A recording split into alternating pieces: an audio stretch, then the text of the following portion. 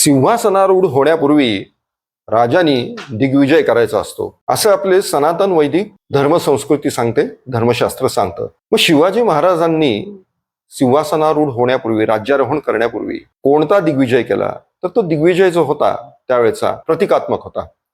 आता प्रतिकात्मक दिग्विजय म्हणजे काय? तर त्यावेळेला राजाने रथावरती आरूढ व्हायचं असतं, त्यांनी धनुष्य धारण करायचं असतं, धनुष्याची प्रत्यंचा ओढून त्याला बाण जोडायचा असतो, परंतु तो बाण सोडायचा नाही. अशा प्रकारे शिवाजी महाराजांची जी दिग्विजयाची प्रतिकात्मक यात्रा होती ती राजसभेपासून बाजारपेठ मार्गे जगदीश्वराला गेली.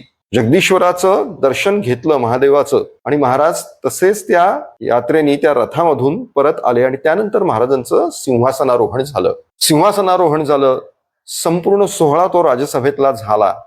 त्यानंतर महाराज परत निघाले पुनश्च एक वार जगदीश्वर महादेवाच्याच दर्शनाला. त्यावेळेला महाराज सिंहासनावरून उतरले, पाय उतार झाले, सिंहासनाचं चौथरा ते उतरून आले, आणि त्या पायऱ्यांपाशी एक अत्यंत सुंदर असा शुभ्रवर्णीय सुवर्ण अलंकारांनी सजवलेला सोन्याचा साज घातलेला शुभ्र अश्व होता, म्हणजेच घोडा होता. त्याच्यावर महाराज स्वार झाले आणि ते नगारखान्याच्या द्वारापर्यंत तिथे आले.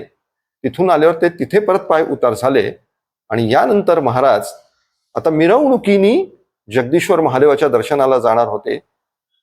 त्यावेळेला 3 हत्ती तिथे सजवून उभे केलेले होते.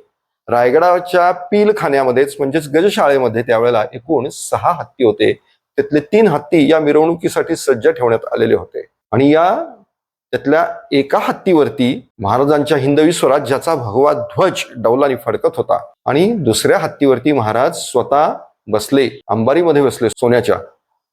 खवासखान्यामध्ये स्वतः प्रधानपंत मोरोपंत पिंगळे मुख्य प्रधान हातामध्ये चौर्या घेऊन बसले महाराजांवर ढाळायला, आणि तो हत्ती चालवायला त्या दिवशी बसले माहूत म्हणून त्या हत्तीचं सारथ्य करण्यासाठी ते स्वराज्याचे सरसेनापती सरनौबत हंबीरराव मोहिते, आणि त्यांच्या हातामध्ये अंकुश नव्हता. त्याचं कारण असं की छत्रपतींची सत्ता ही निरंकुश आहे. त्याच्यावर जर अंकुश कोणाचा असेल तर तो केवळ धर्माचा, परमेश्वराचा आहे. आणि मग त्यावेळेला त्यांच्या हातात काय होतं?